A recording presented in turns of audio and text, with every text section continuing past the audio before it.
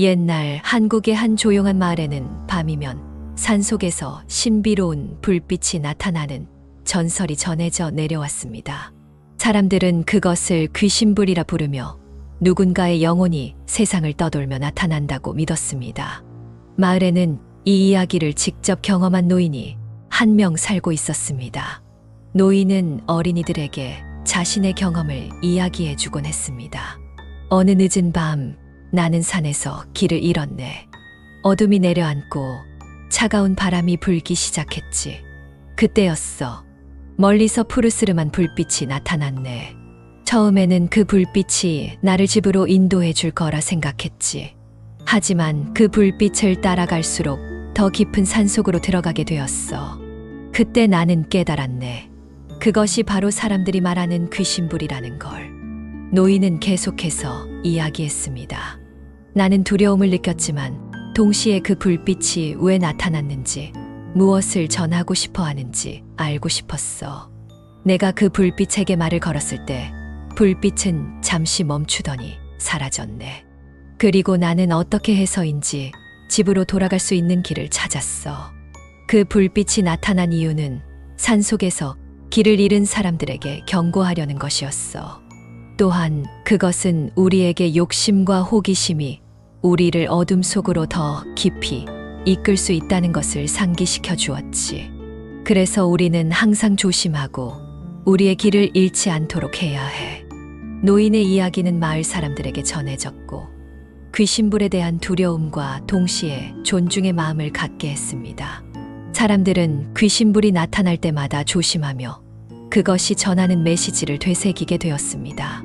귀신불의 전설은 세월이 흐를수록 마을의 중요한 교훈으로 자리 잡게 되었고, 사람들은 자연과 영혼의 세계에 대한 존중과 이해의 중요성을 배우게 되었습니다.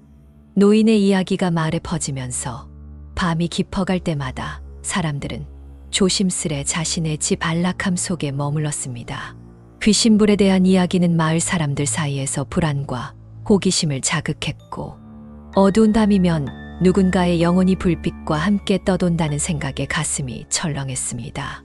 그 후 어느 밤 마을에서 가장 용감하다고 자부하는 젊은 사냥꾼이 귀신불의 비밀을 밝히겠다고 나섰습니다.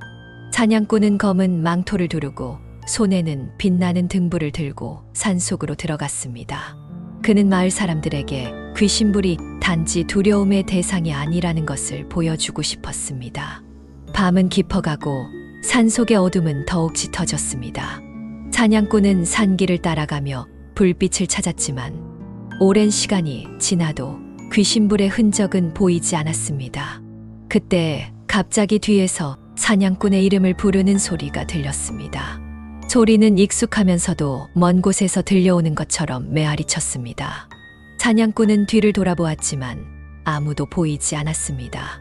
그 순간 산속 깊은 곳에서 푸르스름한 불빛이 나타났습니다. 그 불빛은 사냥꾼을 향해 천천히 다가오기 시작했습니다. 사냥꾼의 마음은 두려움으로 가득 찼지만 그는 자신이 나선 이유를 상기하며 용기를 내어 불빛에 다가갔습니다. 불빛은 사냥꾼이 가까이 다가갈수록 더욱 밝게 빛났고, 사냥꾼은 그 속에서 희미하게 사람의 형상을 볼 수 있었습니다. 그 형상은 사냥꾼에게 손짓하며 어떤 메시지를 전하려는 듯 했습니다. 하지만 그 순간 강한 바람이 불어와 불빛을 사라지게 만들었습니다. 사냥꾼은 그 자리에 홀로 서서 방금 자신이 목격한 것이 무엇이었는지 이해하려 애썼습니다. 깊은 생각에 잠긴 채 돌아가는 길에 사냥꾼은 귀신불이 단순히 두려움의 대상이 아니라 어쩌면 선조들의 경고이자 마을 사람들에게 전하고자 하는 중요한 메시지가 있을지도 모른다는 생각에 이르렀습니다. 다음 날 사냥꾼은 마을 사람들에게 자신의 경험을 공유했습니다.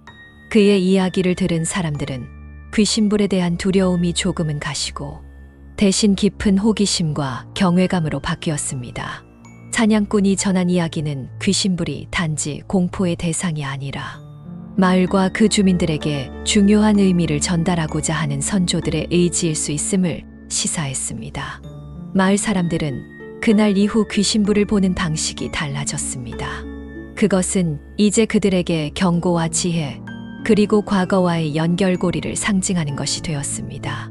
사냥꾼의 경험 이후 마을에서는 귀신부를 만나면 그 메시지를 이해하려고 노력하는 전통이 생겼습니다.